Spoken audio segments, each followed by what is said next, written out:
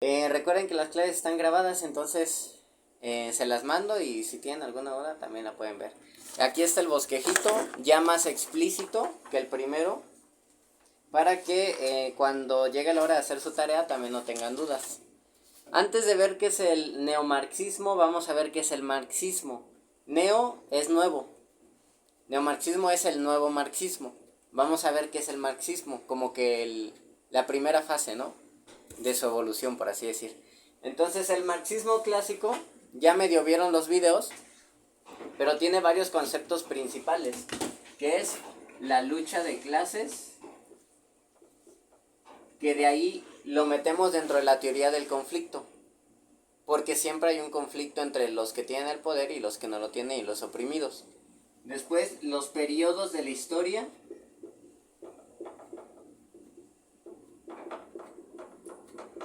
Y el otro concepto es su concepción de sociedad, que es como una pirámide.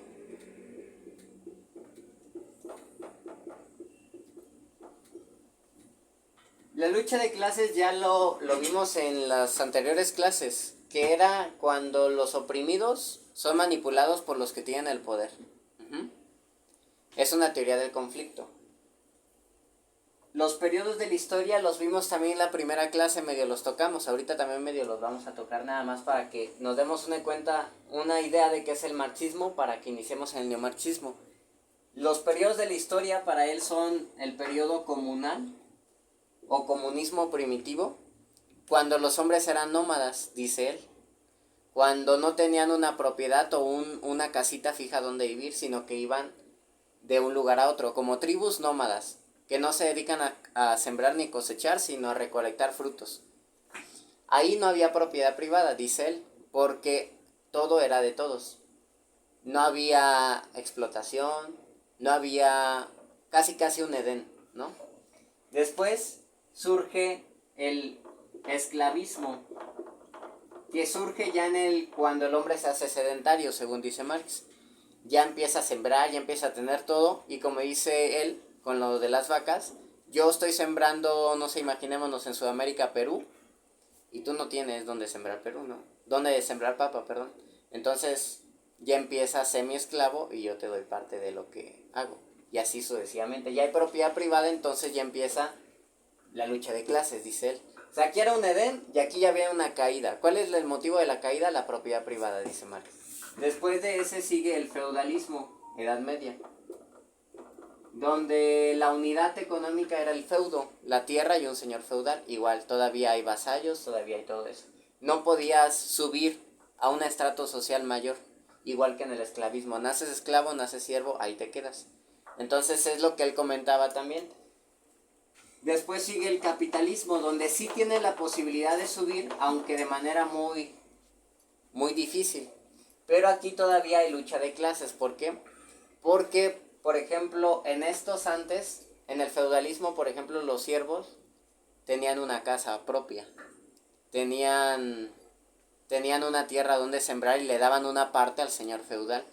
Pero en el capitalismo actual, por ejemplo, en el capitalismo tardío, no tenemos tierra ni donde sembrar, ni donde producir nuestro alimento. No tenemos ni siquiera una propiedad privada.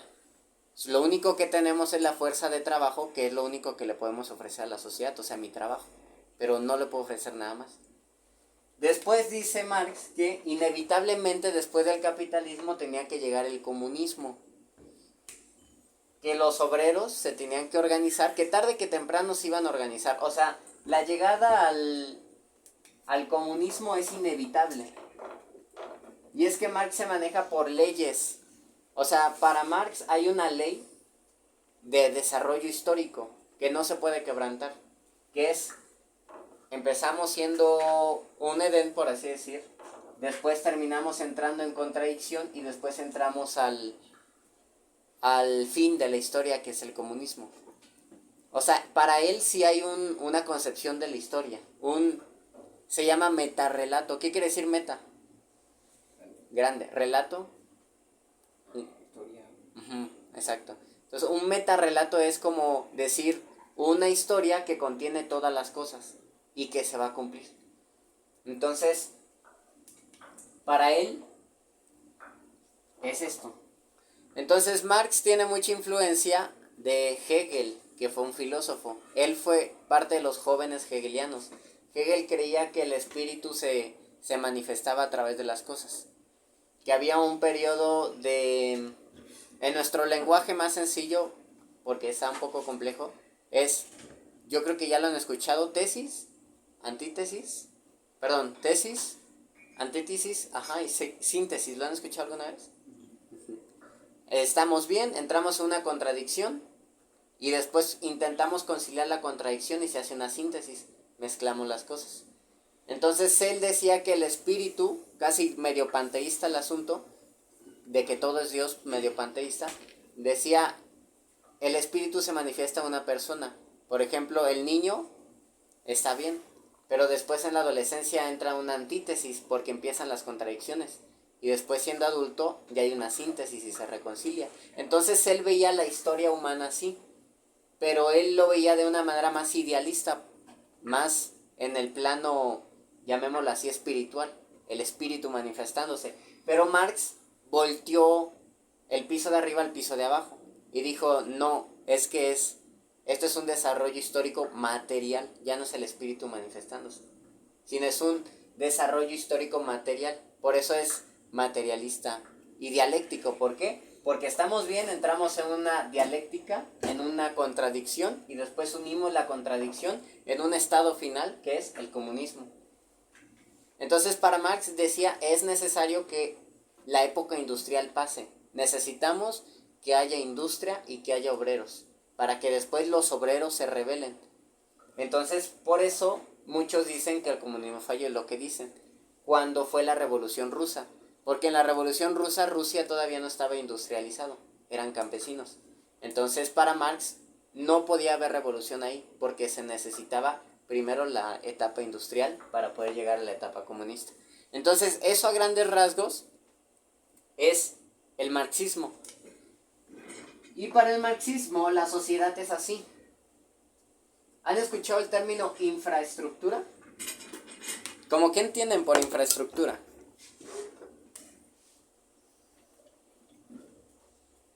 ¿Qué se les viene a la mente? Aunque esté mal, no pasa nada. Es como la estructura de un edificio para la sociedad, ¿no? En un gobierno, de un estado, su infraestructura, o sea, no la estructura física, o sea, varillas, nada de eso es una estructura de una casa. La infraestructura es como está, por ejemplo, una iglesia, la infraestructura de esa iglesia es pastor, hay pastores, diáconos, tal, y así eso es su infraestructura, ¿no? Parecido. Infra de abajo. Estructura de precisamente algo que sostiene. Entonces la infraestructura es parecido a lo que mencionas, pero es, le voy a poner aquí, infraestructura. Es la base. Esto determina esto. Y ahí, acuérdense la palabra determinar, y más cuando lo usamos en estas clases.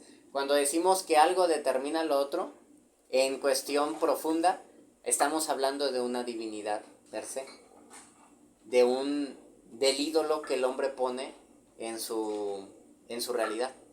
O sea, el hombre necesita entender el mundo. Si no conoce a Dios, pone un ídolo. En este caso, un aspecto de la realidad. ¿Cuál es el aspecto de la realidad para Marx? El aspecto material. Con una ley media metafísica del desarrollo histórico. Pero la infraestructura para Marx, lo que determina al todo social, es el aspecto económico.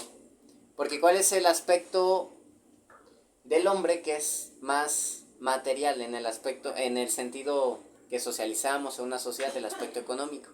Entonces el aspecto económico, material, el transformar nuestro entorno material es lo que va a determinar la superestructura, que es la de arriba, que es la política, la religión,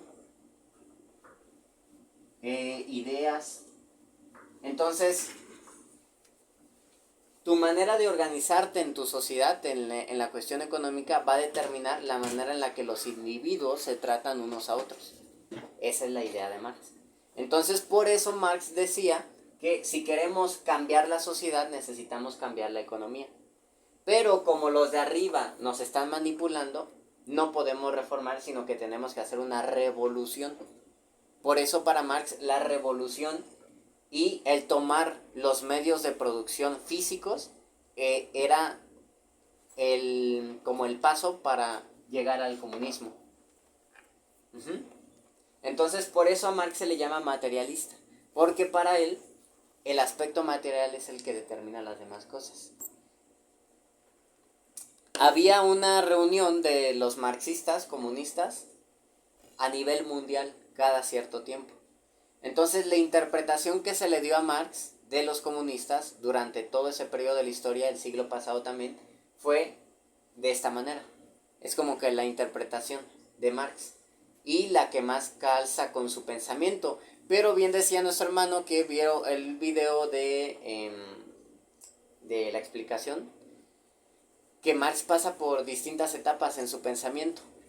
Esta es la etapa, como por así decir, más madura, pero él tuvo una etapa muy temprana, en donde hablaba de dimensiones más subjetivas del hombre. Ya no hablaba tanto de aspectos materiales, sino de cuestiones más subjetivas del hombre.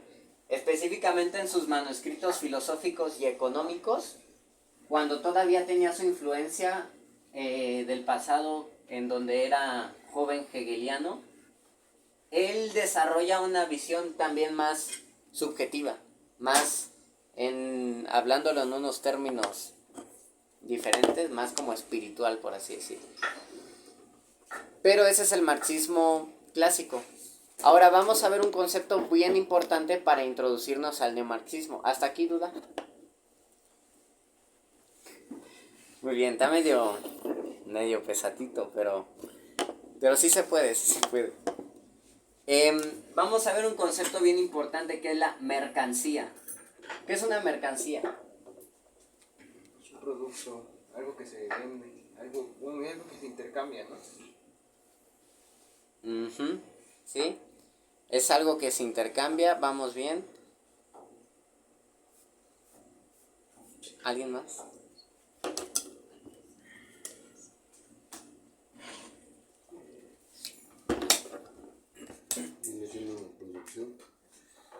Más o menos. Vamos a ver dos conceptos para introducirnos al neomarxismo. Pues aquí dice. Ahí viene. Pero está bien. Pero está bien, estuvieron echando a trabajar. Mercancía y fetichismo de mercancía. ¿Ok? Primero, mercancía, ¿qué es? Ahí viene. Dice, la mercancía es, esta definición es acá de el primer capítulo del Capital de Marx, nada más que se me olvidó poner la cita. La mercancía es, en primer término, un objeto externo. ¿Qué quiere decir? Algo físico, material. Una cosa que, merced a sus propiedades, satisface necesidades humanas del tipo que fueran. Independientemente de tu necesidad, del tipo que te imagines, si hay algo material que la satisface, esa es una mercancía. La naturaleza de esas necesidades, el que por ejemplo emanen del estómago o de la fantasía, no modifica en nada el problema. No hablamos de necesidades básicas y no básicas, hablamos de necesidades. Si tú por ejemplo tienes la necesidad de divertirte y para divertirte tienes que ir no sé, comprar algo, la diversión no es necesaria para sobrevivir, por así decir. Pero a pesar de eso, lo que compraste para divertirte y satisfacer esa necesidad es una mercancía. Y viceversa para las cosas que necesitamos, como el pan para comer. Ahora, la mercancía tiene una realidad dual. Tiene un valor de uso y un valor de cambio. Y nos empezamos a meter en conceptos económicos porque, como para Marx lo importante era lo económico porque eso determina toda la sociedad, pues él se metía de lleno en la economía y porque era economista también. Entonces la mercancía, imagínense que es como una moneda, tiene dos caras. Una que es un valor de uso y otra que es un valor de cambio. Aquí viene el valor de uso, entre paréntesis, la utilidad que tiene para satisfacer alguna necesidad. Esto tiene un valor de uso. ¿Por qué? Porque satisface una necesidad que es guardar cosas y poder transportarlas a un lugar. Esta chamarra tiene un valor de uso. ¿Por qué? Porque satisface la necesidad de darme calor en lo que paso frío. Y después, el valor de cambio. ¿Qué es eso, el valor de cambio? ¿Cuánto cuesta socialmente producirlo? O sea, el valor de uso es, me sirve y es importante porque lo uso para guardar cosas y transportarlas. El valor de cambio es, ¿cuánto costó este plástico? Y ponerle el cierre. Ese es el valor de cambio. ¿Cuánto costó? La mercancía es la cristalización del trabajo del trabajador. O sea, para Marx es, por ejemplo, imaginémonos que ustedes trabajan en una fábrica de coloreras. Ustedes están trabajando, etcétera. Su trabajo no se fue al aire o en vano, sino que su trabajo se ve cristalizado, se ve materializado en esto, porque ustedes lo producieron. Entonces la mercancía es la cristalización del trabajo del trabajador, es la materialización del trabajo del obrero, para Marx. Entonces la mercancía es eso. Entonces la mercancía, su valor depende de dos cosas, su valor de uso y su valor de cambio. ¿Hasta aquí entendido? Muy bien, sencillo. Ahora, ¿qué es el fetichismo de mercancía? Cuando escuchamos la palabra fetiche o fetichismo, sabemos que tiene una connotación un poco de superstición, nada más que ahora se ha traspasado a una connotación como de deseos, ¿sabes? Pero el fetichismo en la época de Marx era más una superstición. Entonces, recordemos que Marx vivió en una época en donde el ateísmo estaba full, en donde nos despojamos de los dogmas cristianos y de la religión y vamos a poner un nuevo dogma que es el individuo, la persona es autónoma.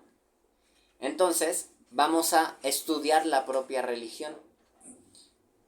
Entonces el hombre empieza a estudiar la religión, pero mientras la estudia, la ve con escepticismo.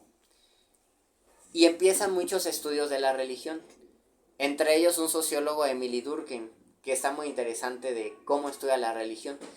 Pero para ellos la religión proviene de la ignorancia, ¿no? La mayoría. Y decían, la religión, un francés, si no me recuerdo, utilizó la palabra fetiche para describir a la religión. Decían, la religión surge porque el hombre es fetichista con las cosas. ¿Qué es fetiche en ese sentido? Atribuirle a cosas algo que no tienen, un valor que no tienen. Entonces, si yo, por ejemplo, digo, esta colorera me salvó de que yo fuera aniquilado antes de que me atropellaran porque yo la vi cerca y uno en su crisis pensó que era esto y esto me salvó, eso es atribuirle a la colorera algo que no tiene, un valor que no existe en ella. Eso es un fetiche. Entonces, Marx pasa ese concepto que se le atribuía a la religión de su época a las mercancías. Dice, el fetichismo de mercancías es atribuirle un valor que no tiene a algo que produjo un trabajador. Por ejemplo, cuando, y aquí lo pasamos a la vida cotidiana y lo van a entender. Por ejemplo, cuando nosotros vamos a una tienda Apple, sabemos que los precios están hasta donde no. Y normalmente si le preguntamos a alguien y le decimos ¿por qué está caro? Dicen, es que es Apple. O cuando vamos a una tienda de tenis Nike, igual, ¿por qué está tan caro? ¿No? Uno le pregunta a otro, es que es Nike. Sí. Entonces, le estamos atribuyendo a una mercancía, a algo, un valor que no tiene. O sea, para Marx, el valor de una mercancía se tiene que definir no en base a cuestiones subjetivas y de lo que yo creo, de lo que el otro cree, sino que se debe atribuir al costo social y al costo de uso. Entonces yo no voy a vender un Apple que me costó producirlo lo mismo que un Android a mayor precio solamente porque es Apple. Porque ahí ya estamos entrando en un fetichismo de mercancías. Yo no voy a vender un tenis marca Nike a mayor costo solamente porque tiene la palomita a un tenis Panam hecho en México, ¿no? Si los dos me costó de la misma manera producirlos. No tiene sentido venderlo a mayor precio. Entonces Marx dice, eso es un fetichismo de mercancías, le atribuimos al objeto algo que no tiene. Entonces Marx cambia mucho las cosas porque en su idea él te dice, cuando tú vas a comprar algo, tú no estás comprando, tú no estás teniendo una relación de dinero-objeto. Yo con mi dinero compro el plumón, no. Eso no está pasando. Para Marx, cuando tú vas a comprar algo, tú vas y tú le das dinero al trabajador. O sea, es una relación consumidor y productor. No es una relación dinero-objeto. Porque cuando es una relación dinero-objeto, es entonces donde ya no se valora al trabajador, sino que valoramos más al objeto que a la persona. Entonces es lo que dice Marx. En ese ámbito es la cuestión de que se agarra el productor a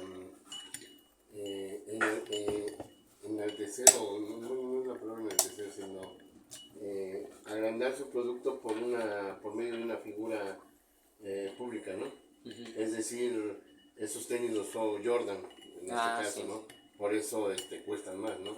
O este plumón los usó Darwin, o sea, es un Sí, sí, un sí, ejemplo sí. que pongo.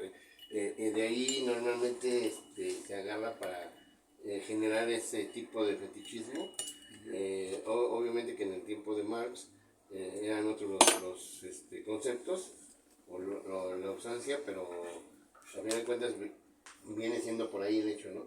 La misma idea. Sí, sí, sí, exacto. Yo, bueno,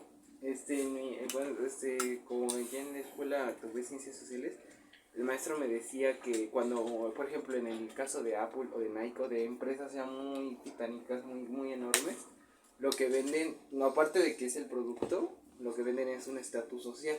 Porque como tú, o sea, el hecho de que tengan esa marca atrás y el hecho de que tú me la compres en la tienda oficial hace que todo el mundo sepa que tú sí te lo puedes pagar.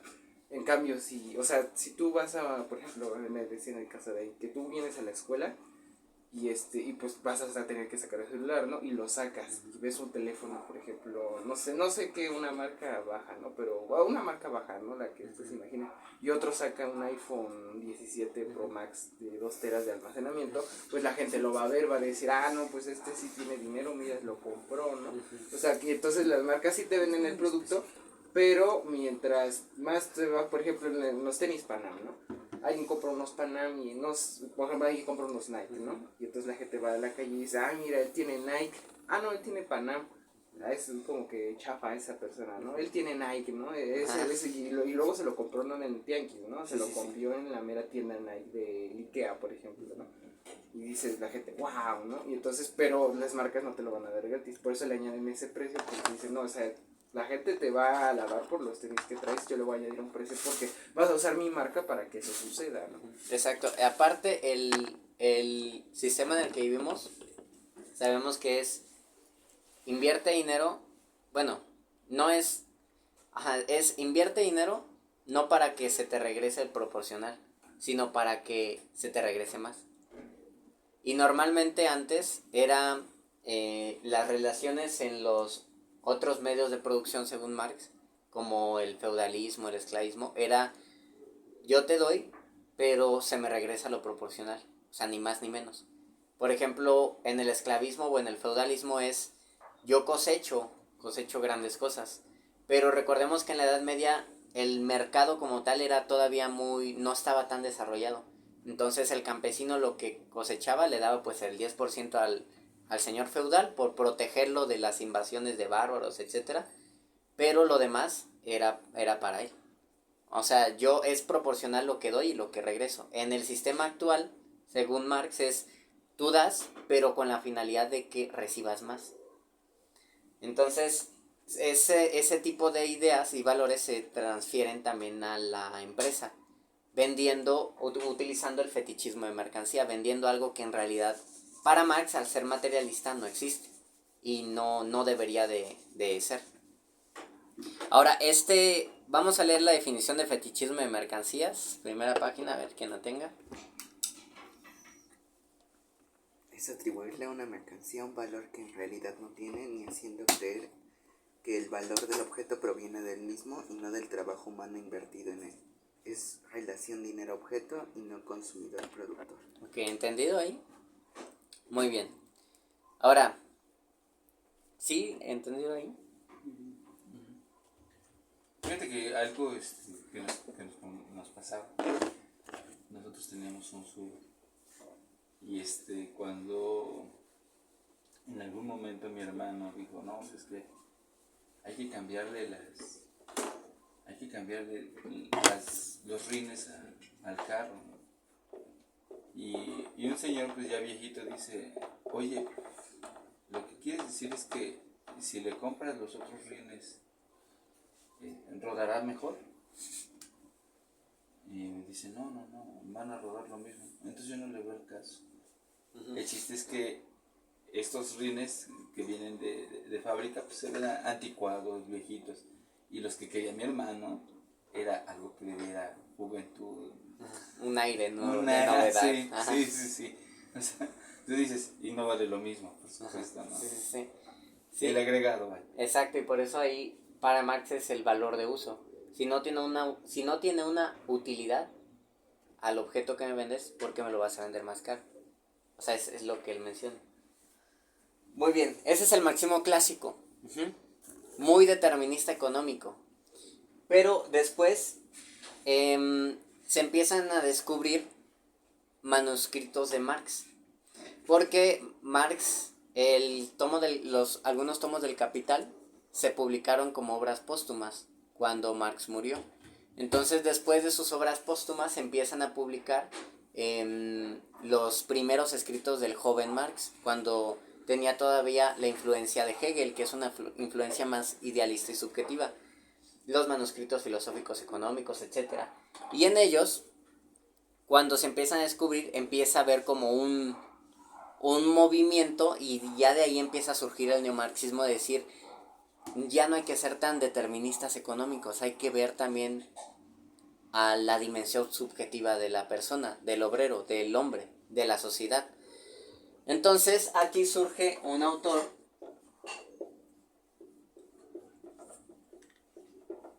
George Lukács, que nació en Budapest el 13 de abril de 1885 y murió el 4 de junio, igual en el mismo lugar, 1971. Y él mete un concepto que se llama reificación o cosificación, cualquiera de las dos. Reificación o cosificación. Cosificación de cosa, cosificación. Ficación pues es como estar haciendo. La cosificación o la reificación es hacer las cosas como cosas externas a uno. ¿A qué se refiere eso? Acuérdense del concepto fetichismo de mercancía.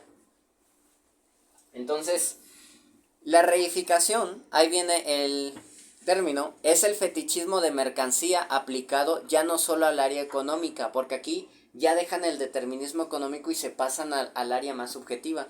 Dicen, es el fetichismo de mercancía aplicado ya no solo al área económica, sino a toda la sociedad y sus instituciones. O sea, para este autor, George Lukács, el hombre empieza a ser fetichista con las instituciones sociales. Empieza a tratar a las instituciones sociales como cosas y ya no como objetos que provienen del hombre y que le sirven al propio hombre. O sea, las empieza a ver como poderes que están por encima de la persona. Y él menciona que en el momento en que el hombre hace un fetichismo de mercancía, empieza a desvalorizar al trabajador. Y de la misma manera el hombre, en el momento en que empieza a ver la política como una cosa que ejerce su dominio sobre él, le atribuye un poder que no tiene la política. Porque la política son hombres haciendo tratos. No es una cosa la política. Por ejemplo, cuando ustedes marcan a un call center y empiezan a discutir algunas situaciones, el ejecutivo les va a decir, es que el sistema no me lo permite.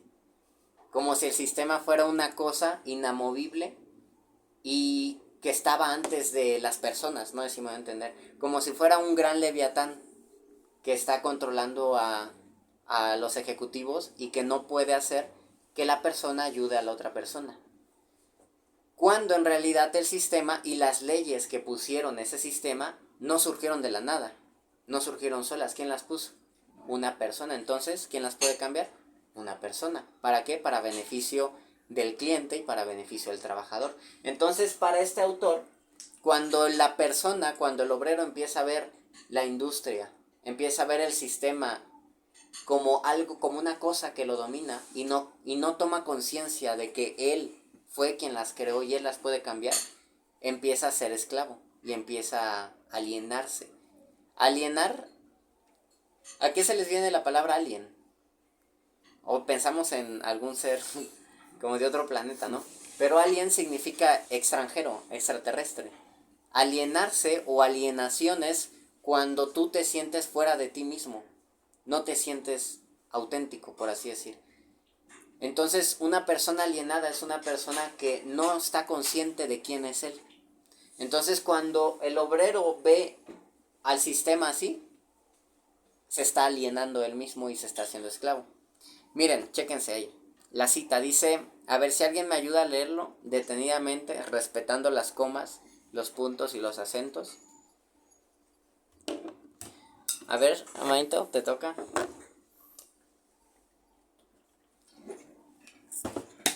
El hombre es la sociedad capitalista. Capitalista se enfrenta a una realidad construida por él mismo, por él mismo como clase, que para él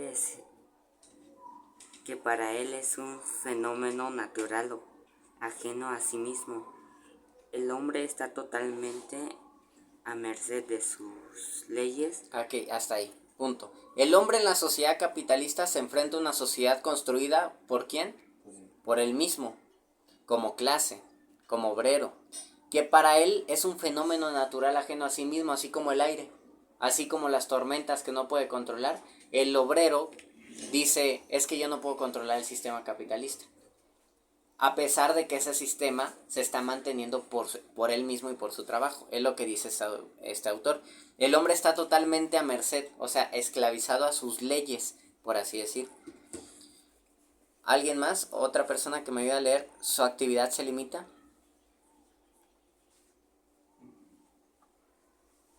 Su actividad se limita a la explotación del cumplimiento inexorable de determinadas leyes individuales en su propio interés egoísta. Pero incluso aunque actúe, sigue siendo, dada la naturaleza del caso, el objeto y no el sujeto de los eventos. Ok, aquí viene algo muy importante que se lo voy a explicar. Dice, a pesar de que el hombre quiera, el obrero o la gente de a pie actúe según sus intenciones egoístas de decir, es que yo lo hago por mí mismo. ¿Por qué trabajas? Porque yo quiero trabajar y tener dinero y emprender, etcétera, etcétera.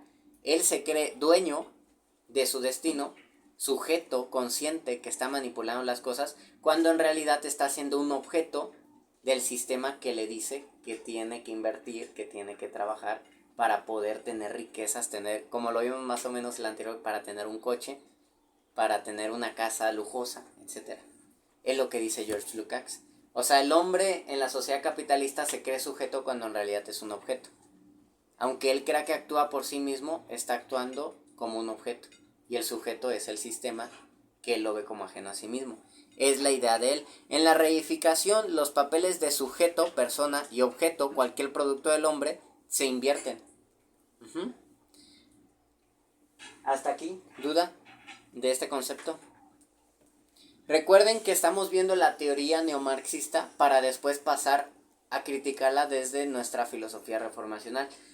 La cuestión está en que, si se dan cuenta, introducimos términos económicos y es aquí donde ya necesitamos una economía desde la visión de la filosofía y la idea cosmonómica para saber cómo interpretamos correctamente estos detalles. También ya tenemos algunas herramientas epistémicas para una futura sociología en esta rama, pero igual todavía faltan más muelas para poder morder bien y que no sea una crítica sin dientes. Pero bueno, después viene un concepto importante. ¿Han escuchado la conciencia de clase? La conciencia de clase es la ruptura con la cosificación de la persona.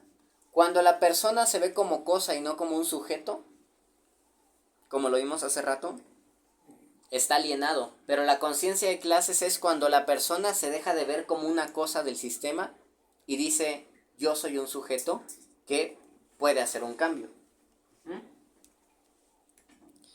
La cual, habiéndose dado cuenta de su miseria y cómo funciona el sistema, invierte los papeles para ser un verdadero sujeto consciente con los mismos de su clase. ¿Se dan cuenta cómo aquí hay un paralelismo?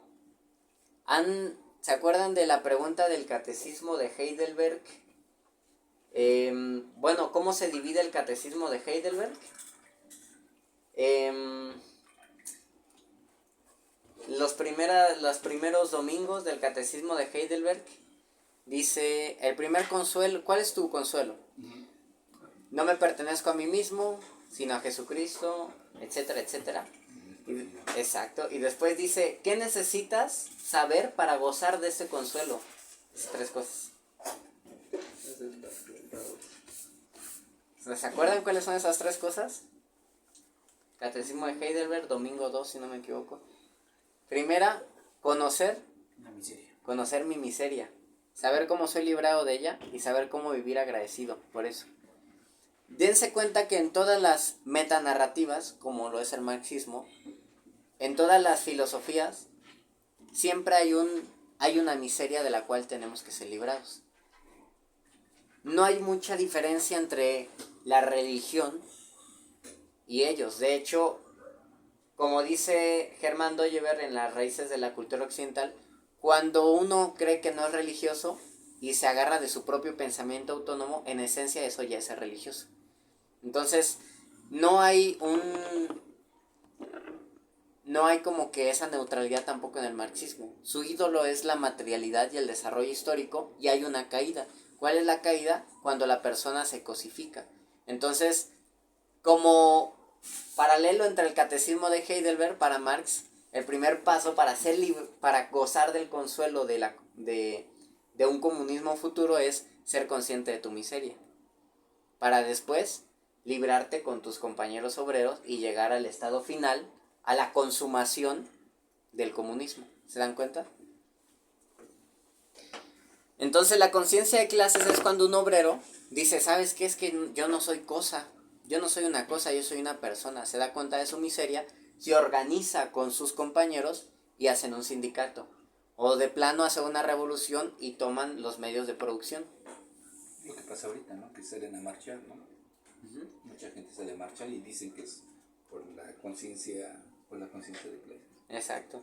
Aunque, fíjense, los neomarxistas, hay un autor que se llama Zygmunt Bauman, que es neomarxista, todavía está vivo.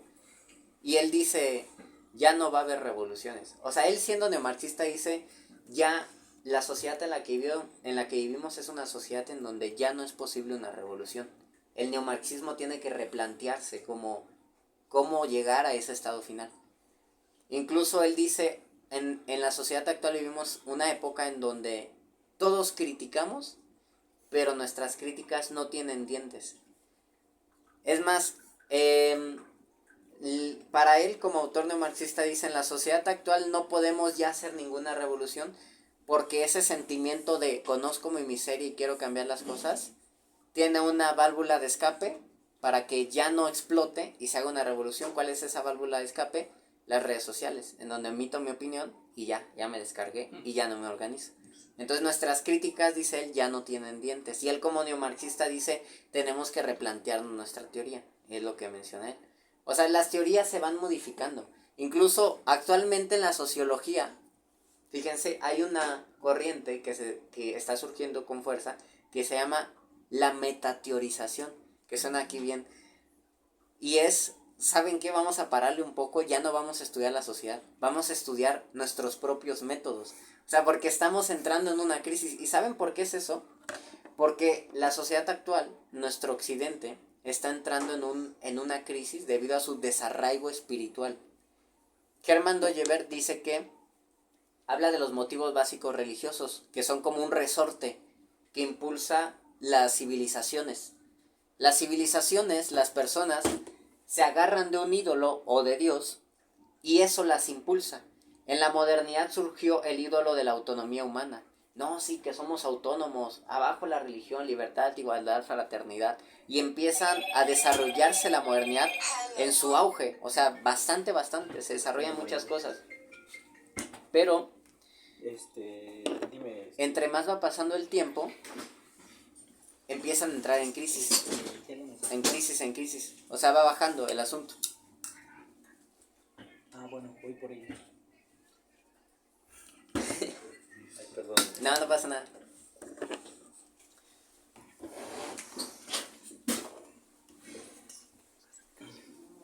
Perdón, ¿eh? No, no pasa nada. Pásale. Sí, voy. Sí, voy yo. Voy, es que tengo que llevar a Coca. Bueno, te dejo. Ah, bueno, como tú quieres. Para nada más ir muy uno, pero. Sí, no. Sí, hay que aprovechar, yo cualquiera de los que tienen razón. No, está bien. Cualquiera. Sí. Yo me espero porque esta parte es muy necesaria que lo escuche también. ¿Les han enseñado los motivos básicos religiosos, hermanitos? ¿Sí?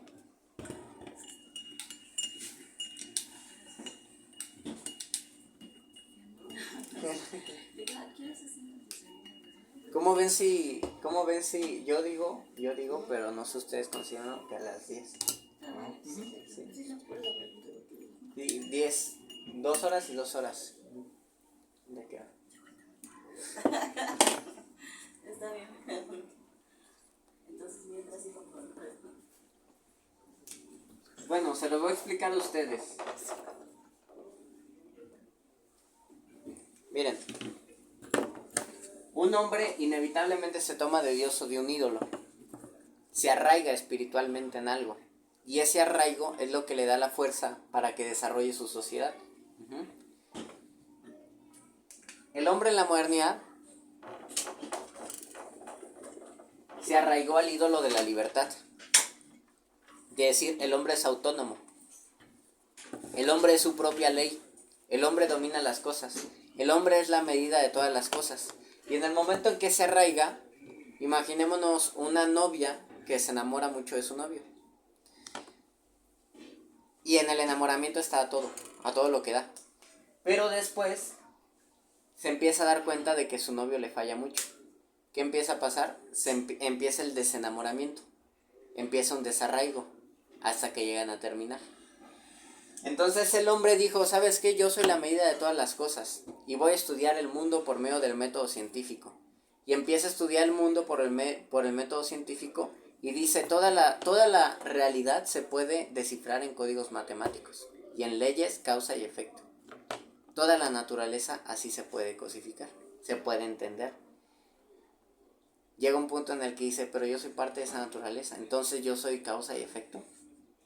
Yo soy cálculos, yo soy solamente una cosa que reacciona a leyes de la naturaleza y entonces dejó de ser libre y pasó a ser una cosa que reacciona a leyes en la naturaleza.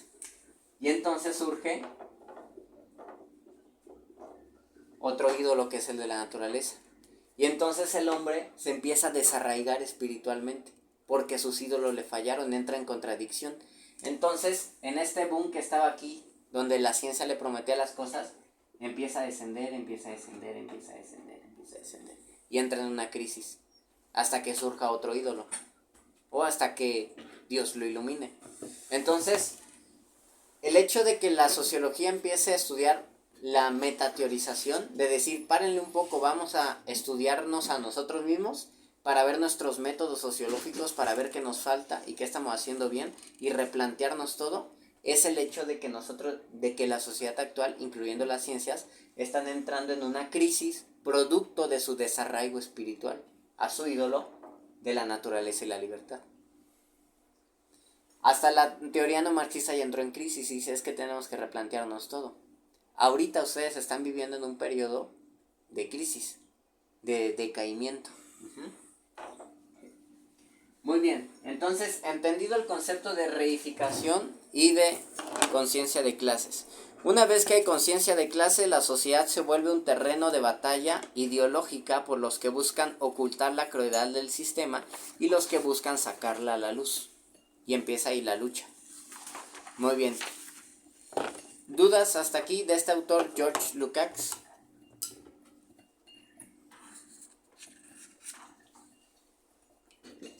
Muy bien. Vamos al siguiente autor del marxismo hegeliano, que es parte del neomarxismo, que es Antonio Gramsci. Nació el 22 de enero de 1891 en Ales, Italia, y murió el 27 de abril de 1937 en Roma, Italia. Tenía premisas fundamentales. ¿Cuál es la primera premisa fundamental? ¿Qué dice ahí? Las masas no podían generar una conciencia de clases por sí solas. Tampoco las condiciones estructurales los orillarían a despertar. Para el marxismo clásico, ortodoxo, económico, así fuerte, la revolución de los obreros se iba a dar. Se iba a dar tarde que temprano. Él tenía mucha fe. Se iba a dar. Pero para el neomarxismo y para Antonio Gramsci dice no se va a dar si no metemos mano aquí. La cuestión es que Antonio Gramsci era más elitista. Decía, las masas no pueden pensar, no pueden llegar a una conciencia de clase, porque no tienen tiempo, porque viven explotados y son casi como animales de carga. Y las masas por sí solas no pueden simplemente desarrollar una conciencia de clase. Entonces viene la premisa 2.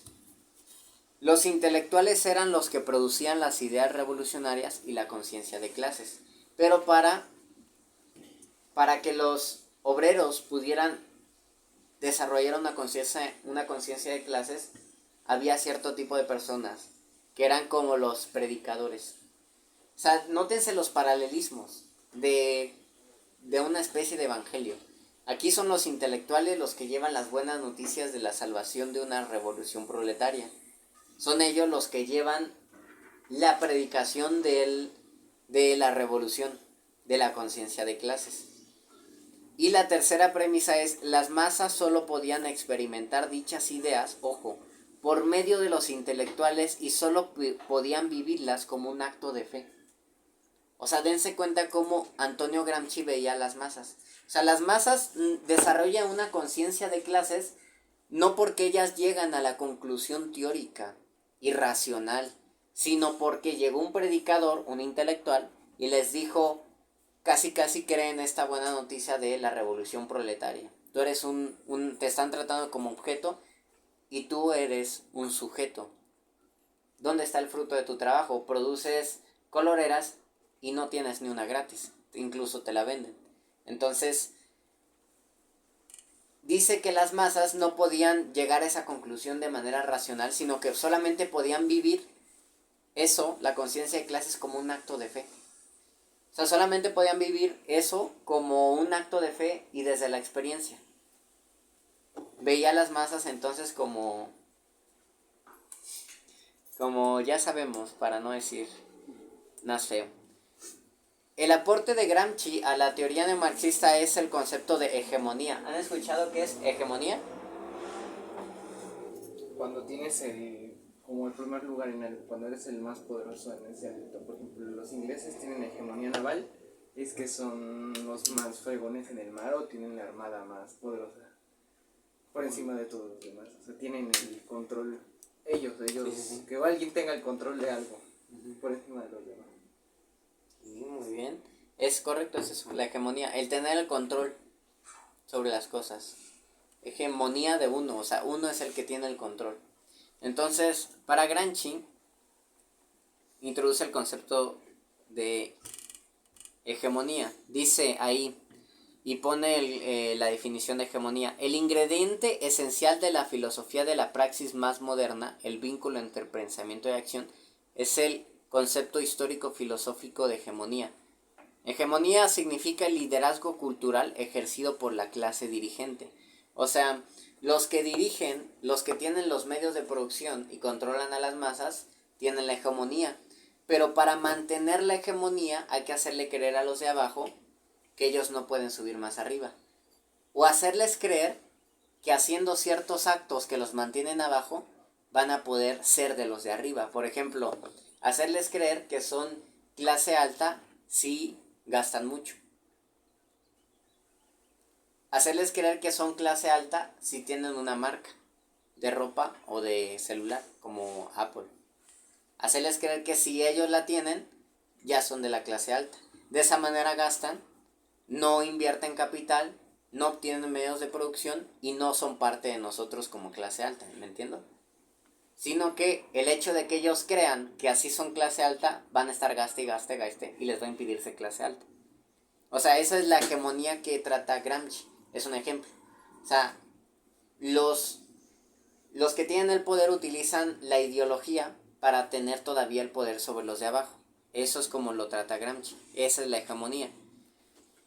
Ejemplo de la política y su poder legislativo con el de la hegemonía cultural de la clase dominante.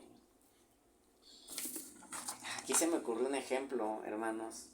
Y lo puse aquí en el bosquejo, pero ya no me acuerdo qué es lo que puse. Ejemplo de la política y su poder legislativo con el de la hegemonía cultural. Ah, ya me acordé.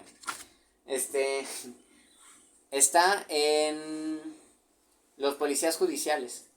Los policías judiciales son los que vienen y por la fuerza te someten. Los que tienen hegemonía tienen el monopolio de la violencia. ¿Por qué ustedes no pueden agarrar y golpear a una persona cuando está haciendo mal las cosas? Está mal, ¿no? ¿Por qué está mal? Entonces, Porque no es nuestra labor. Porque, exacto, la respuesta sencilla, porque no es nuestra labor. ¿Por qué? Porque yo no tengo el poder de la violencia en mi sociedad. Yo le entregué ese poder, por así decir, a los judiciales. Yo le entregué el poder a los policías. Ellos tienen el monopolio de la violencia. Ellos son los únicos que pueden ejercer violencia en la sociedad, nosotros no, para mantener el orden. Ellos tienen la espada, como dice Romanos. Entonces, al igual que ellos tienen el poder de la violencia, para Gramsci, la hegemonía de los poderosos sobre los dominados era igual, pero pasado al plano ideológico y mental. ¿Quién te dice que ciertas cosas son malas y son buenas? Él dice que son los poderosos los que te meten todo este tipo de ideologías para que tú no puedas ser consciente de tu clase. ¿Qué es necesario que hagamos? Dice Gramsci. Necesitamos mandar a los intelectuales para que les expliquen a las masas la conciencia de clases y las masas lo experimenten como un acto de fe y puedan ser la fuerza para la revolución. Es lo que dice él. Muy bien, hasta aquí vimos el marxismo hegeliano, que es parte de, por así decir, medio parte del neomarxismo. Vemos aquí una tabla. Vamos a la tabla. Vamos a ver aquí dos diferencias. Marxismo clásico y marxismo hegeliano, o neomarxismo también, porque parte. Marxismo, voy a ponerle ortodoxo, porque así se le llama también. Y me parece el término más adecuado. O clásico también. Ay. Era acá.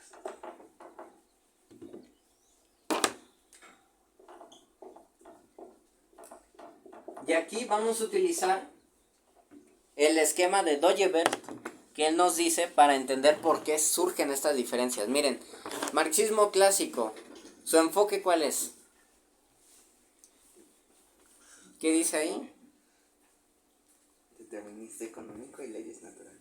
Así es, determinista económico. ¿Qué determina las cosas?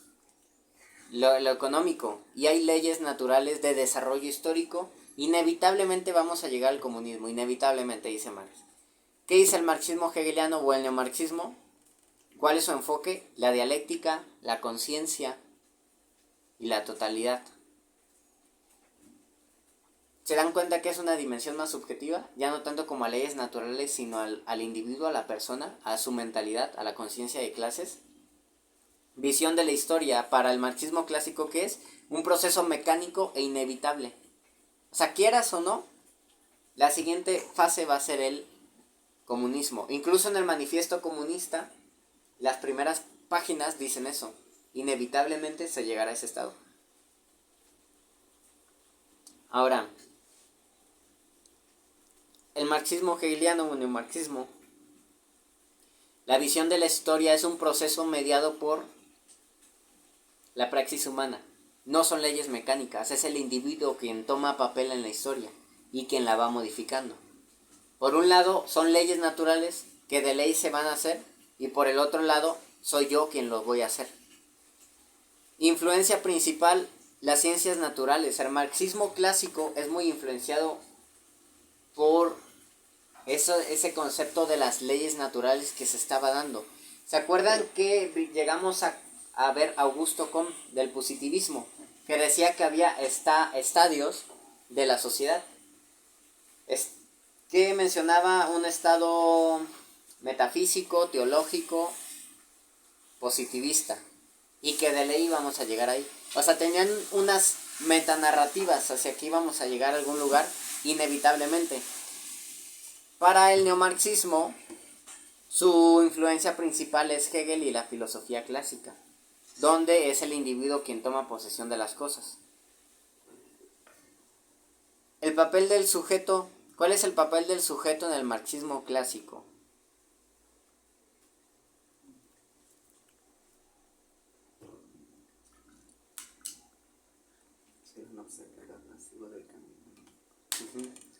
Sí, es un observador pasivo.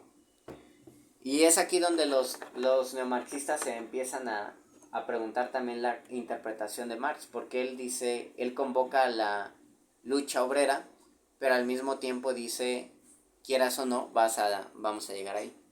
Es extraño. Y el neomarxismo ve a la persona como un agente activo por medio de la conciencia de clases. Entonces, aquí vemos un esquema que es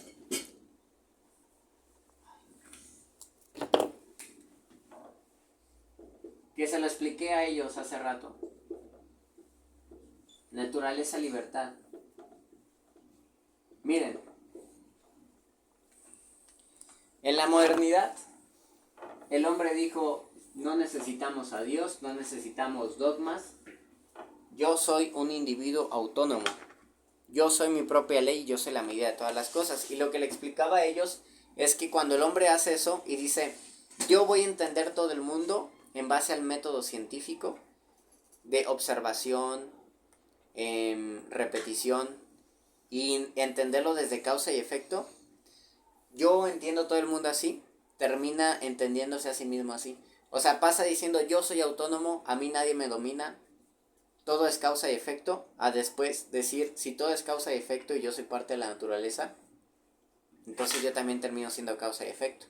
Yo también termino siendo leyes matemáticas o actuando bajo mis instintos nada más. Y es entonces donde surge el motivo de aferrarse a la naturaleza. Y vemos dos polos como contrarios. Uno es como la naturaleza de decir, son leyes inevitables que de ley vamos a llegar ahí, quieras o no. Eres como un agente pasivo de la historia. Y por el otro lado vemos el otro polo de, tú eres quien modifica la historia porque tú eres un individuo autónomo. El hombre entra en contradicción a sí mismo. Y es aquí donde Doyever menciona que en la realidad vemos reposo y movimiento. Blanco y negro, por así decir. Conceptos que son, por así decir, contrapuestos, contradictorios, por así decir. Pero que el hombre siempre intenta llegar a una conciliación entre los dos conceptos que son contradictorios, que es lo que se llama dialéctica. Pero que mientras el hombre no vea la realidad con su presupuesto en Dios, sino que lo vea en un ídolo, en un aspecto de la realidad, no puede conciliar las contradicciones, sino que surgen más. Entonces, por eso muchos motivos básicos religiosos son duales. porque intentas reconciliar una contradicción y surge otra, y surge otra. Lo único que sana la contradicción del pensamiento del hombre es encontrar su origen, que en este caso es Dios, y ver la realidad no de acuerdo a un aspecto de la realidad, sino de acuerdo a la verdad revelada de Dios. Uh-huh. Bueno, hasta aquí, pausita, 5 minutos, ¿duda? ¿Ninguna? No. Ahora va a ser más corta la clase, ¿eh? Va a ser más corta. ¿En qué consiste la totalidad del marxismo hegeliano? La totalidad es el colectivo de las personas. O sea, la lucha de clases no se da. Perdón, la conciencia de clases no se da sola. Esto se me pasó a decirle. La conciencia de clases no es tú nada más. O sea, cuando tú tomas conciencia de tu explotación y no lo llevas a realización de juntarte con los otros y hacer un movimiento, en realidad no es una verdadera conciencia de clases. O sea, debe de haber una totalidad en el sentido de las personas que se comulguen entre sí para poder hacer una revolución. O sea, enfocado a la conciencia de la persona que busca a las otras. Entonces su dialéctica sería como individualidad de la conciencia de unos mismos y la totalidad de la conciencia de la comunidad. Uh-huh. Es como una especie de dualidad. Uh-huh. ¿Duda, hermanito? ¿Ya?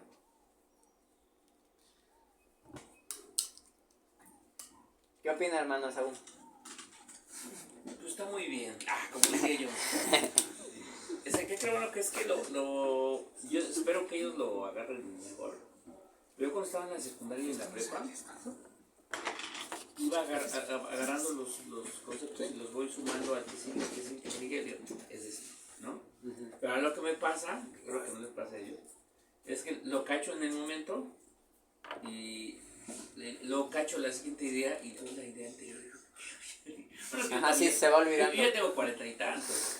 O sea, tú estás joven, ¿no? Sí, pasa. Tú estás joven, ellos también están muy jóvenes. Espero que ellos lo vayan agarrando de idea entendida, siguiente idea, en relación con la anterior. Entonces yo ya tengo que estudiar, yo tengo que repasar. Yo escuché el audio de la clase pasada y parecido, ¿no? O sea, sí aprende uno, obviamente, ¿no? Más si está ejercitando. Pero necesitan escuchar eso varias veces. Entonces, está muy bien. Espero que ellos vayan entendiendo. Ojalá les puede hacer un examen con preguntas sencillas, muy sencillas, no fáciles, sí. Sino preguntas sencillas, ¿no? Y que ellos puedan responder con sus palabras una respuesta sencilla para ver si están entendiendo o si no, ¿no? Entonces, y a nosotros también nos serviría, ¿no? Muy sencillitas. En esencia, ¿cuál es la diferencia del neomarxismo con respecto del marxismo clásico, por ejemplo, ¿no? Sencillito, ¿no? Y ya lo digan con sus propias palabras, ¿no? Pero pues de ahí en fuera, pues ahí vamos muy bien. Pero no me puedo meter en sus mentes. Sí. Ajá, no sé si también, como están mucho así, ¿sí?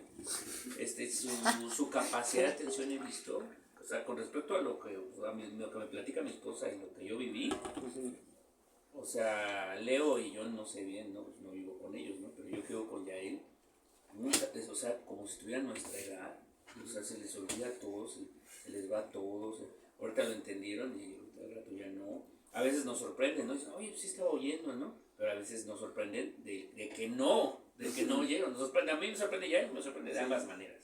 De que digo, wow, sí sabe y sí estaba poniendo atención. Y a veces, más de las veces, caray, pues ¿cómo puede ser que no sé? El otro día pues, no se puede hacer un promedio. O sea, ¿cómo hago un promedio? No puedo hacer un promedio de algo que necesitaba hacer un promedio, ¿no? Entonces, pero los tres, están, pero si pudieran instalarlo, se lo harían, pero no, pues tienen que tenerlo así en la mano. Sí. Es que y entonces, no sé si igual van cachando la idea y luego la dejan y luego la vuelven a cachan la que sigue y olvidaron la anterior. No sé si ya les pasa así ya como los seniles como yo, ¿no? O si lo están agarrando y van entendiendo todas las ideas Y no hay manera de saberlo sino evaluando o preguntando Sí. o así, ¿no?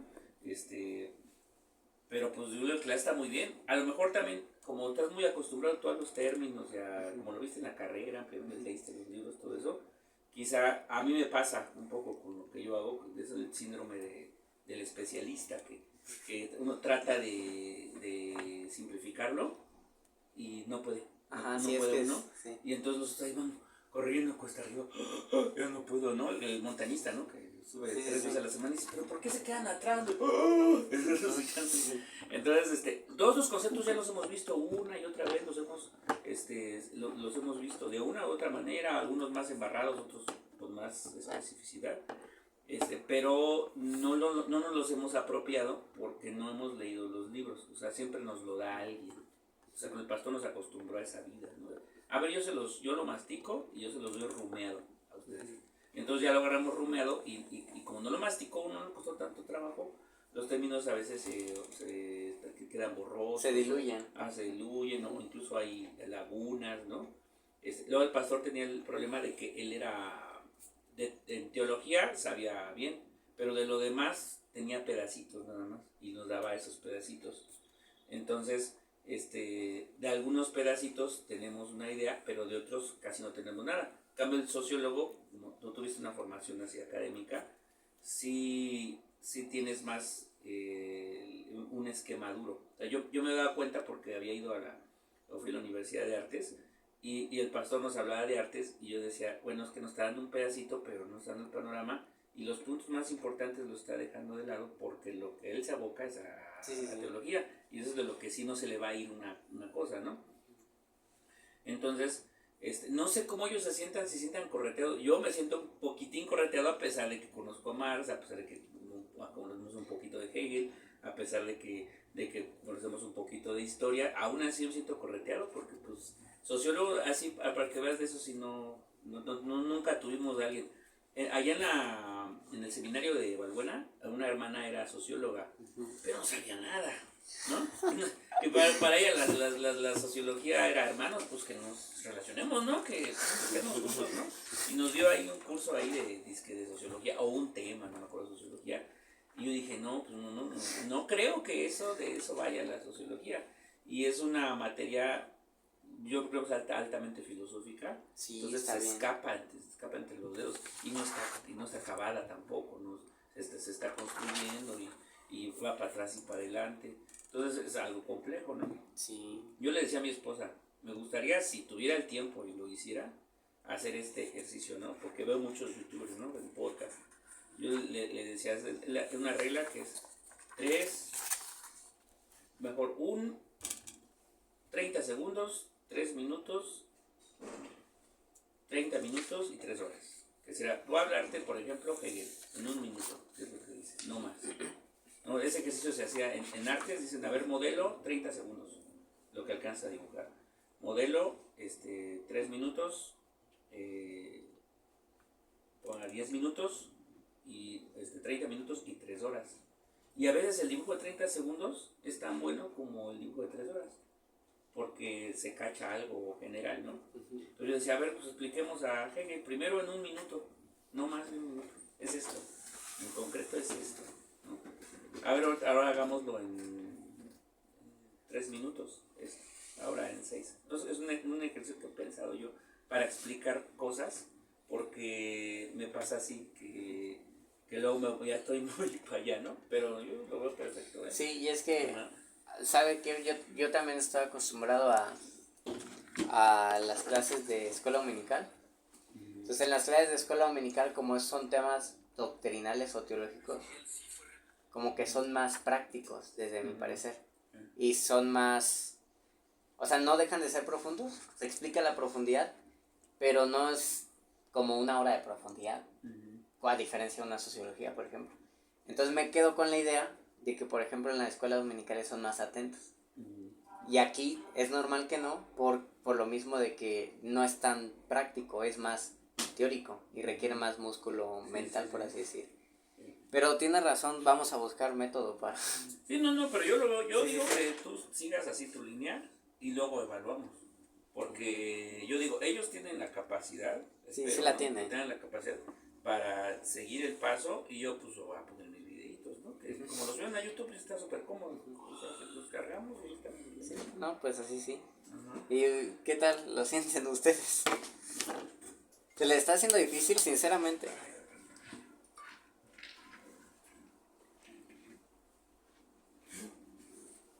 Sí, ¿verdad? Y si sinceramente no te queremos contestar. Se pasan, muchachos, hablen, caramba. Bien penosos. No, tampoco es como que sea muy complicado, como que si tienen puntos de unión y cuando nos evocamos a conceptos específicos, siento que es fácil que... Y más porque tienen en algún punto una relación. O sea, ya sabiendo, por ejemplo, los 3 puntos que nos puso Antonio Gramsci, pero luego poniéndonos una tablita con el enfoque, la visión y la influencia, como que es más fácil de entender ya, porque ya lo tienes diluido y ya ese es su punto de unión. Sí, sí, sí. Pues ahí se me hace más o menos. Sí, de hecho lo que vimos fue marxismo clásico, neomarxismo y sus comparaciones.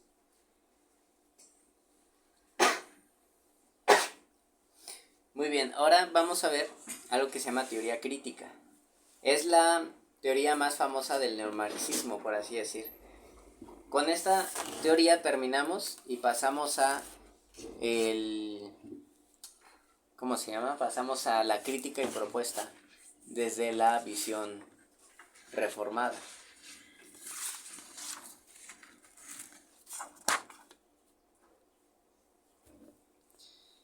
Muy bien, ¿qué horas son? 9:26. 9:26. A las 10 comemos. La teoría crítica es, por así decir, una escuela. De la escuela de Frankfurt. A ver si alguien me puede apoyar a leer ahí.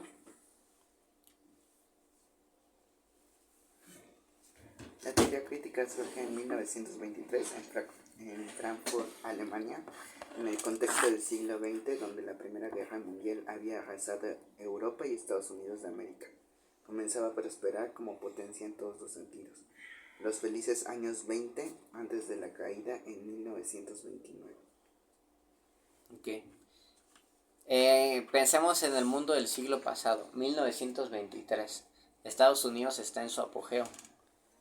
Recuerden que Estados Unidos se metió a la Primera Guerra Mundial ya casi cuando estaba terminando y le fue bien.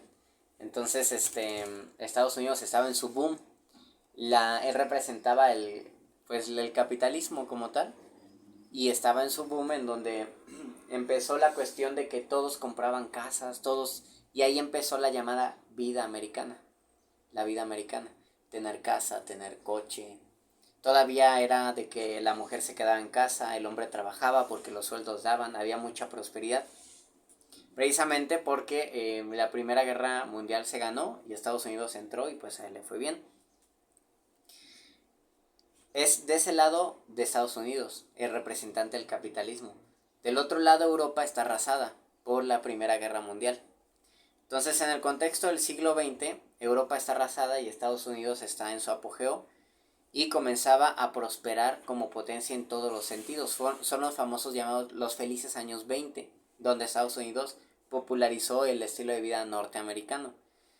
Antes de que llegara 1929, el crack económico, donde hubo una gran crisis, explotó la burbuja, afectó a todos lados esa crisis y viene como parte de la consecuencia de esa crisis y del Tratado de Versalles, la Segunda Guerra Mundial.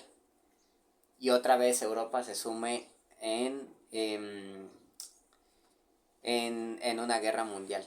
Entonces, estos alemanes fundaron su escuela, son marxistas, pero marxistas hegelianos. Entonces fundan su escuela en Frankfurt, Alemania. Viene la Segunda Guerra Mundial, vienen las guerras y ellos emigran hacia Estados Unidos de América, algunos. Entonces, ya que están en Estados Unidos de América, se dan cuenta de algo. ¿Sabes qué? Aquí, en el representante del capitalismo, no vemos obreros cansados como lo fue cuando Marx hizo su teoría. en la revolución industrial en Inglaterra hasta los niños trabajaban.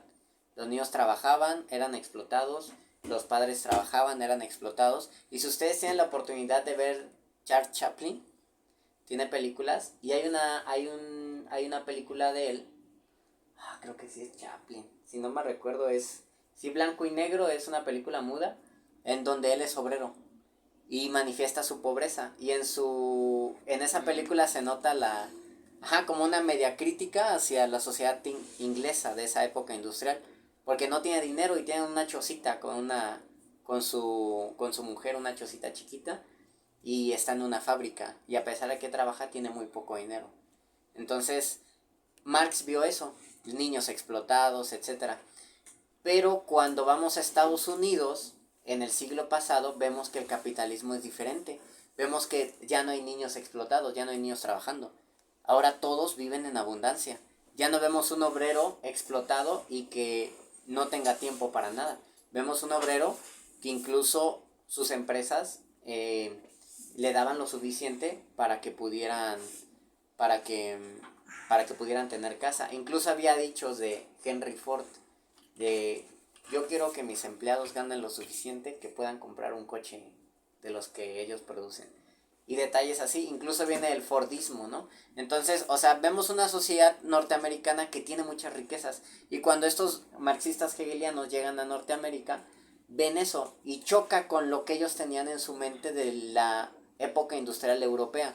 Entonces viene la primera premisa de la teoría crítica, que ahí viene abajito.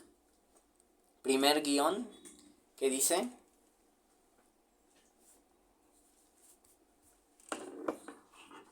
la explotación y la alienación ya no es económica, sino ideología y cultural. Así es, la alienación, la explotación ya no es económica, es ideológica y cultural. A pesar de que el obrero como tal no ve el fruto de su trabajo, porque lo que produce no lo tiene él y la mayoría se lo queda el empresario, a pesar de eso, él no se quiere rebelar porque tiene lo suficiente, o al menos, y es aquí donde empieza la teoría crítica, al menos lo que él cree que es suficiente, a pesar de que sigue alienado. Es como que le dan placeres para que no se rebele. Y él, al estar tan imbuido en los placeres de los felices años 20, ya no ve necesario el rebelarse. No es necesario rebelarme. ¿Por qué? Porque tengo los placeres que quiero. Entonces la explotación, salud, y la alienación ya no es económica, es ideológica y cultural. Segunda premisa: el mal de la modernidad es la racionalidad formal, instrumental y la falta de racionalidad sustantiva. Esto lo vamos a explicar en términos muy sencillos.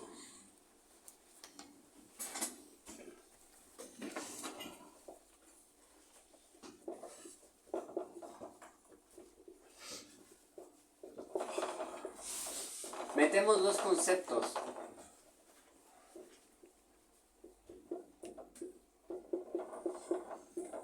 Y estos conceptos no son marxistas. De hecho, el primer concepto viene de Max Weber, que él hace un trabajo que se llama La ética protestante y el espíritu del capitalismo. Y él dice que ahí mete unas falacias que son falsas. Él dice que los calvinistas, nosotros creemos, fíjense lo que él dice, esto a ustedes les va a dar risa. Nosotros creemos que la muestra de que somos personas predestinadas es porque tenemos mucho dinero. Él se inventó un falso tremendo y en base a eso dice que los calvinistas hicieron el capitalismo. Pero eso no es, sabemos que no es cierto. La racionalidad instrumental la mete Max Weber. ¿Saben qué es eso? Racionalidad instrumental. Aquí viene, no viene la definición, o creo que sí. ¿Sí viene? A ver si me ayudas. La ecuación de los medios más efectivos a cualquier propósito. La racionalidad formal o instrumental, el formal instrumental es lo mismo, es la adecuación de los medios más efectivos a cualquier propósito determinado. Yo quiero llegar del punto A al punto B. Quiero llegar de aquí a aquí. Tengo que buscar el medio más efectivo para conseguirlo. Básicamente es, el fin justifica los medios. No me importa si mato a alguien, no me importa si exploto a alguien, no me importa si soy grosero, no me importa nada. El chiste es que yo llegue de la manera más efectiva aquí. Uh-huh. O sea, despojamos de valores, de moral y de humanidad a las instituciones de la sociedad para que ellas funcionen independientemente de todo. Por ejemplo, hace mucho tiempo se hizo famoso un tema en donde en un trámite de gobierno pedían el acta de defunción de la persona muerta aquí en México. No sé si lo vieron o si se acuerdan, pero que no la tenían todavía y por ende no podían hacer algún trámite necesario para el entierro o algo así. Entonces lo que hace es llevan a la persona muerta literal en su silla de ruedas al trámite. O sea, y se hizo muy, muy viral, o al menos yo lo vi, ¿verdad? Pero ahí es lo que les menciono.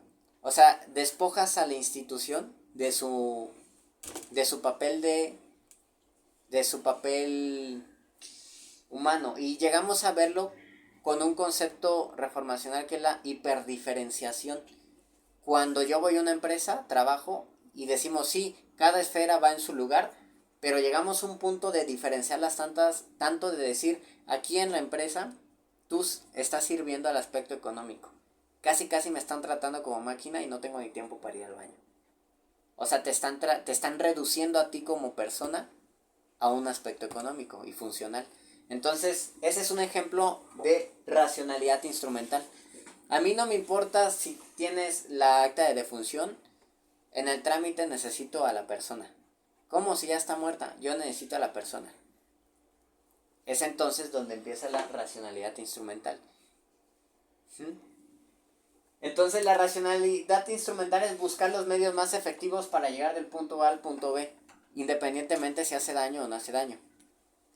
Y la racionalidad sustantiva es al revés.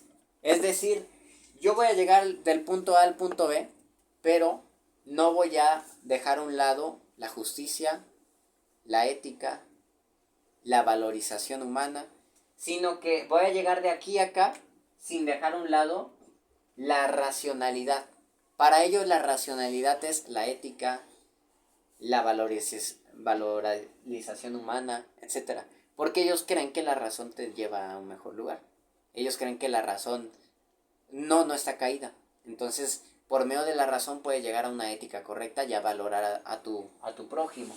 Entonces yo voy a llegar del punto A al punto B sin necesidad de sustituir la ética ni nada de eso. Entonces, no importa lo que pase, yo voy a llegar del punto A al punto B sin explotar a mi trabajador, etcétera, etcétera, etcétera. Entonces, lo que ellos dicen es el problema. Bueno, lo dice Max Weber. Antes de la teoría crítica, Max Weber dice, el problema que está teniendo la modernidad es la racionalidad instrumental. Cada vez las instituciones, las empresas, todo, busca la eficiencia, a tal punto de que nos deshumanizamos entre nosotros, buscando la eficiencia de los fines egoístas de cada uno de nosotros. Entonces, Max Weber creía que en el futuro la sociedad, él imaginaba una distopía, en donde todo iba a ser muy racional y muy eficiente, y ya íbamos a ser muy deshumanizados. Entonces el problema para Max Weber era la racionalidad instrumental, y la teoría crítica neomarxista toma eso, y él dice es que tenemos que dejar a un lado la racionalidad instrumental y dejarnos de enfocar en lo eficiente y enfocarnos más en si es correcto o no es correcto, en si es humano o no es humano. Entonces, en su análisis, en su diagnóstico está bien, pero en lo que él propone para la solución está mal.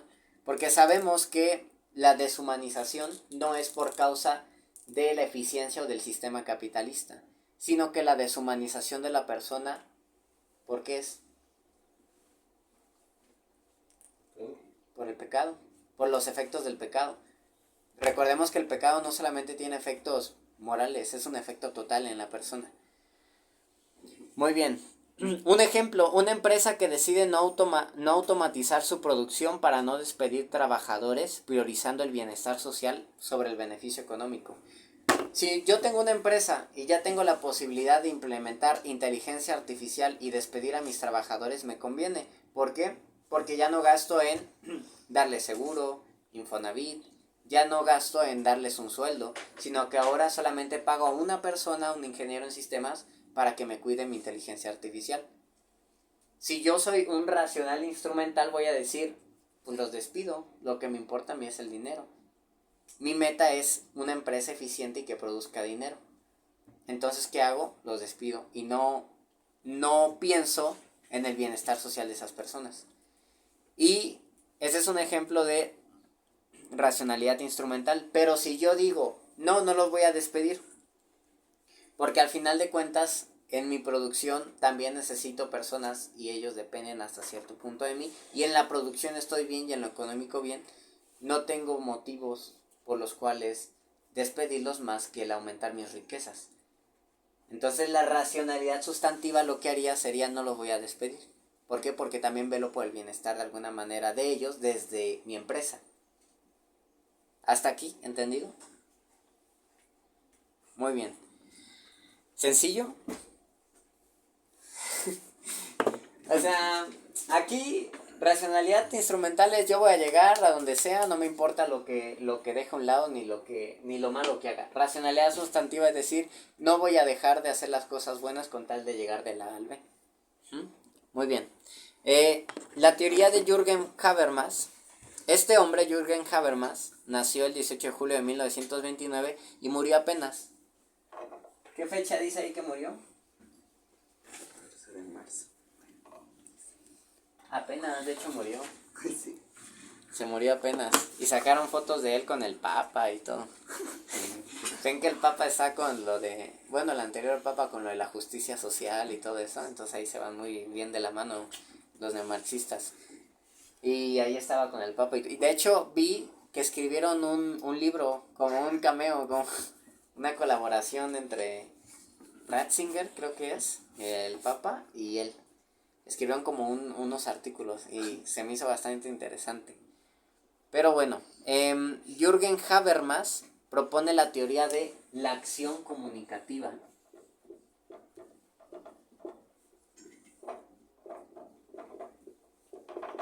Les adelanto, la acción comunicativa es una democracia radical. Tenemos que ser democráticos hasta más no poder. Y hay que entender por qué él hizo eso. Incluso de eso trata la metateorización de la sociología. Espérense tantito. Antes de estudiar nuestro entorno, vamos a estudiar a los autores, porque sus vivencias influyeron en cómo hicieron su teoría. Entonces, él vivió en un periodo donde había dos polos, y de ahí surgen las dos distopías, El Mundo Feliz y 1984. ¿Han escuchado esos libritos? Las dos distopías. Una, un estado totalitario que te controla, y la otra, te venden la felicidad, tanto que estás esclavizado a lo que te venden como felicidad. Una sociedad tonta que solamente se enfoca en el placer y que se cree libre. Esos dos polos son un reflejo de la sociedad que vivíamos en el siglo pasado. ¿Se acuerdan? Estaba Estados Unidos, la OTAN y la Unión Soviética, la Guerra Fría. El mundo estaba polarizado. Incluso en el 68 de aquí, se cree que la CIA también metió mano, porque se creía que estaban tanto agentes de la CIA como agentes de la Unión Soviética aquí en México. O sea, es que el mundo estaba dividido en dos.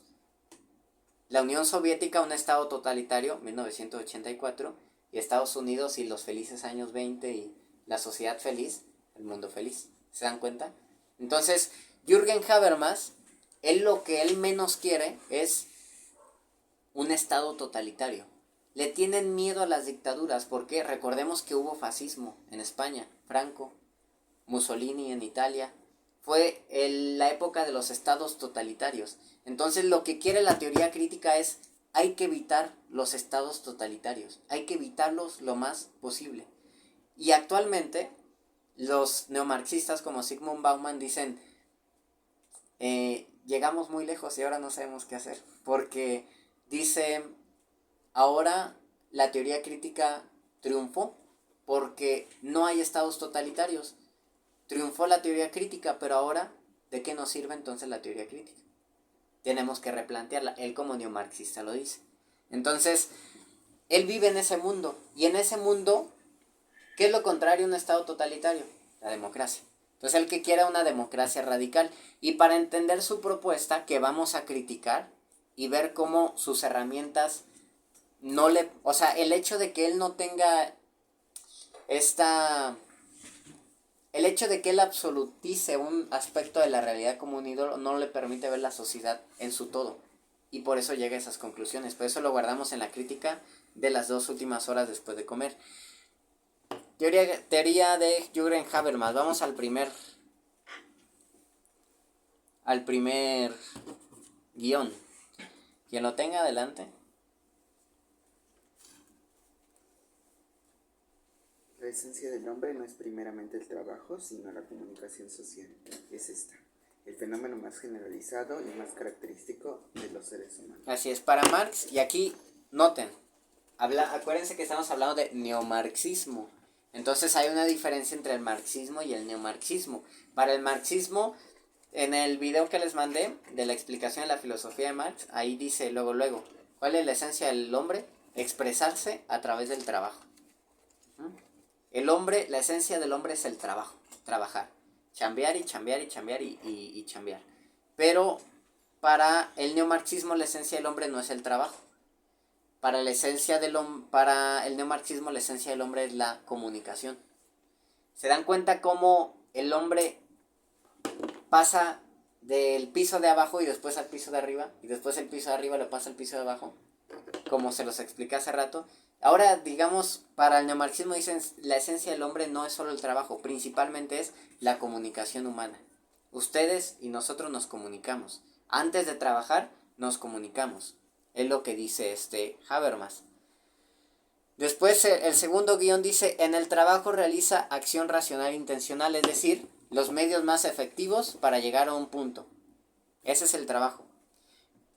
Y en la comunicación se realiza la acción comunicativa. Y él aquí mete el concepto acción comunicativa. La acción comunicativa no es buscar mis propios fines. Por ejemplo, cuando nosotros hablamos, por ejemplo, hace rato que nuestro hermano Saúl estaba opinando, estábamos hablando. En la acción comunicativa nos salimos un rato del trabajo, por así decir, de la política, del buscar dinero, y simplemente interactuamos entre nosotros. Nos reconocemos como iguales. Porque si yo hablo contigo, cuando tú hablas, yo no te interrumpo. O no suelo interrumpirte. ¿Por qué? Porque naturalmente te estoy reconociendo como un igual. Él lo llama el mundo de la vida. Lo ameno, por así decir. Nos reconocemos como iguales, no nos explotamos mutuamente, sino que tenemos una comunicación normal. Entonces, para Habermas, la solución del problema se encontraba ahí. No tanto en una revolución como tal. Entonces, la acción comunicativa es, ¿saben qué? Dejemos a un lado que el dinero, que la política, que yo busco mi fin y dialoguemos. Incluso no sé si les ha pasado algún compa que les dice, pues yo te ayudo platicando. O te dicen, yo te acompaño. ¿Qué gana él con acompañarte? Nada. O sea, esa amenidad, pues, en donde nos reconocemos como iguales y no estamos peleándonos unos contra otros y buscando un fin egoísta para cada uno. En el trabajo se busca el dominio instrumental. Manipular las cosas, obtener un beneficio, pero en la acción comunicativa se busca, voy a leerles aquí, las acciones de los agentes implicados en ellas se coordinan no mediante cálculos egocéntricos del éxito, sino mediante actos para lograr la comprensión. Es decir, cuando nosotros nos comunicamos, no estamos actuando para lograr un éxito personal, ni para manipularnos, sino para comprendernos. Es lo que dice hasta el primer punto. En la acción comunicativa, los participantes, nosotros, los que están hablando, no se orientan principalmente hacia su éxito. Persiguen sus metas individuales con la condición de que sean capaces de armonizar sus planes de acción sobre la base de definiciones comunes de las situaciones. Es decir, nosotros interactuamos y a veces cuando interactuamos llegamos a un consenso. Ahorita estamos interactuando y decimos, y a alguien se le ocurre decir, ¿y si comemos? Y que, pero dense cuenta, esto es bien importante, pregunta, ¿y si comemos? O dice, hay que comer, ¿no? Y espera la respuesta de los otros.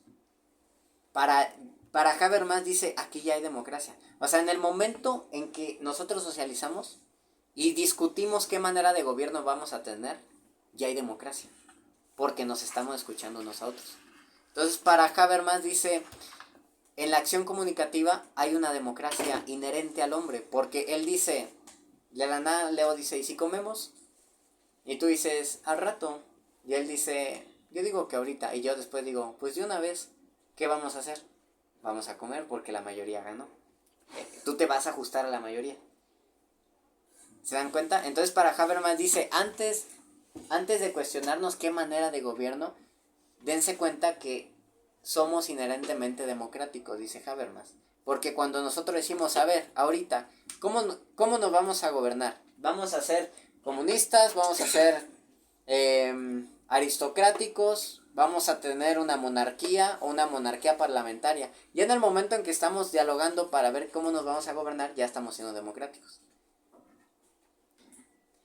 ¿Por qué? Porque en la acción comunicativa lo que se busca no es mi propio fin, sino la comprensión de uno a otro. Entonces, para Habermas dice, la solución para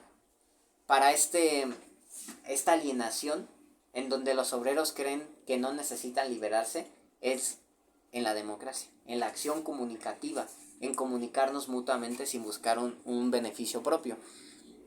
Siguiente guión. El problema para Marx era el trabajo distorsionado y alienado. Sin embargo, para Habermas es la comunicación distorsionada y alienada. Dense cuenta cómo se pasa de un polo a otro.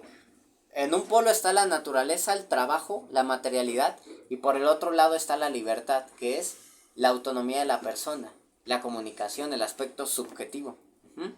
Entonces, para Marx, decía, el problema está en que en el sistema capitalista tú trabajas y tú no obtienes el fruto de tu trabajo. A ti te venden lo que tú produciste. No tienes ni tierra, no tienes nada, y cuando tú vas a empeñar tu fuerza de trabajo, tú produces coloreras, pero tú no disfrutas de las coloreras que produces, sino que encima de eso te dan dinero para que tú las compres. El problema para Marx es el trabajo distorsionado, o sea, el trabajo en donde alguien se mete de por medio y anda robando al obrero. Para Habermas no es el trabajo. El problema es que mientras nosotros nos comunicamos, hay alguien que no permite que nos comuniquemos correctamente, que es la alienación. Por ejemplo, si nosotros nos comunicamos y alguien llega y dice, imagínense, solamente piensen, una persona, ustedes están así, y la persona llega, no la conocen, o es un amigo cercano, y llega y dice, tengan, aquí está para que comamos. Está raro, ¿no? Al inicio es tu amigo y dices, pues no pasa nada. Pues sí, ¿no? Ya nos sirvió. Pero imagínense que en cada momento él tome la decisión por ustedes. Y diga, vamos acá, vénganse. O ni siquiera los invite, les diga, vayan para allá. Y que así sea a cada momento. ¿Ustedes creen que les va a caer bien? No les va a caer bien. Y no va a haber un diálogo, no va a haber una oportunidad en donde ustedes digan, me voy a comunicar con esa persona. Incluso va a fragmentar el grupo, no sé si me da a entender. Y el problema aquí está en que, según Habermas, no hay espacios en donde los obreros, en donde la población pueda dialogar. No hay espacios. Todos están trabajando, todos van así y no hay un momento en el que puedan trabajar. Pausa. ¿Hasta aquí duda?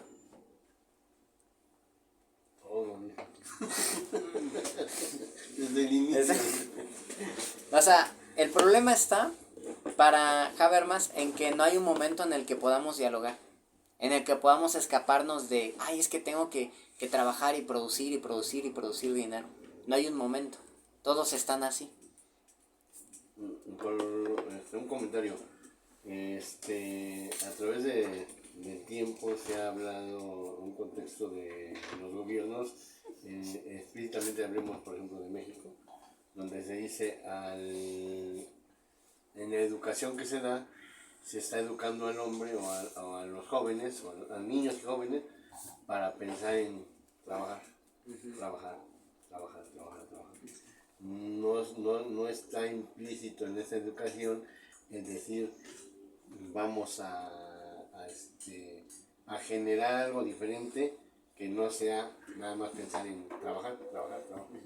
En ese hecho como tal de lo que explica ahorita, hermano, es como un autoritarismo el hecho de que alguien llega de la nada y ciertamente toma una decisión por todo el grupo que está, haciéndoles una invitación de X o Y situación, pero que a la vez los desconcierta, de entrada los desconcierta, pero sí se evoca a responder de una forma positiva, o sea, hacerlo, pero después empieza la inconformidad, hay ese sentimiento de individual de cada quien de decir, bueno, ¿y por qué no? Puede ser otro que diga, sí, vamos a hacerlo, está bien lo que nos dice, o ya nos trajo de comer, como de ejemplo. Y hay una diversidad de pensamiento, pero no, lo llevo al punto de la frase de no hay espacios para comunicar, sino que sí se piensa, pero no hay un inter en el cual le diga, o alguien opina algo diferente. No, en ese hecho como tal. Sí, de hecho, para Habermas es eso. Él dice que el problema de las democracias, por ejemplo, México es un país democrático, o al menos así se dice, pero vemos políticos corruptos. Para él, el hecho de que haya políticos corruptos no es un problema de la democracia, es que no hay suficiente democracia.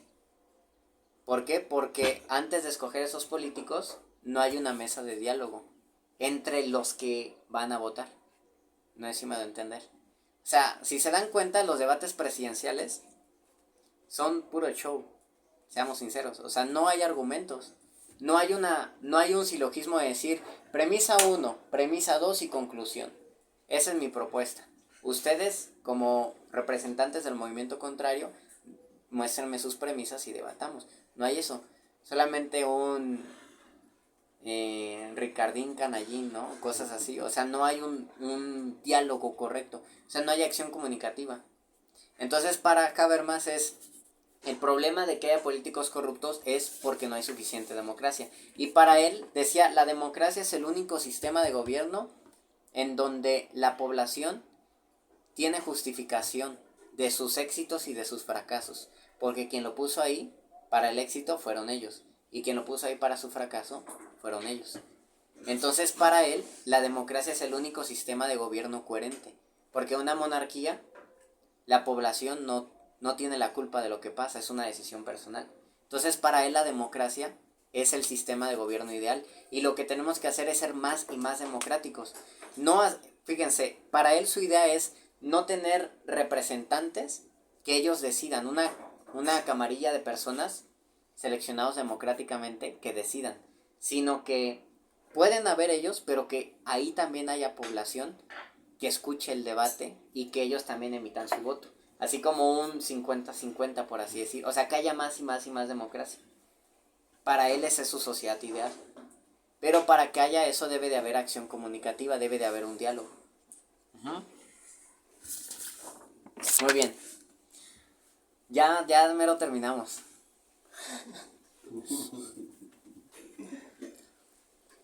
Muy bien, a ver. ¿Hasta aquí? ¿Les queda entendido? La idea principal queda, ¿no? O sea, tampoco busco que entiendan cada concepto y todo, porque eso es si se mete en la carrera, es que entiendan la idea principal, de que él lo que quiere es democracia, y si se dan cuenta, él lo que está haciendo es su redención a la caída, que es la alienación, es la comunicación humana. Está absolutizando el aspecto lingüístico y social. Pero bueno. Ya en lo que viene la comida, dice, hermanos, ahí en donde la alienación, significado de alienación, la alienación es un proceso en el que un individuo o grupo se siente ajeno a sí mismo, desconectado, separado de sí mismo, de su entorno o del fruto de su trabajo. Implica una pérdida de identidad, autonomía y control personal. La emancipación se encuentra en que haya capacidad de acción comunicativa para que votemos y consenso para poder llevar la sociedad a un estado mayor y pleno. La democracia es el único sistema que permite justificar los bienes y los errores de una población, es lo que les mencionaba. Muy bien. Vamos a dejar hasta ahí y vamos a prepararnos para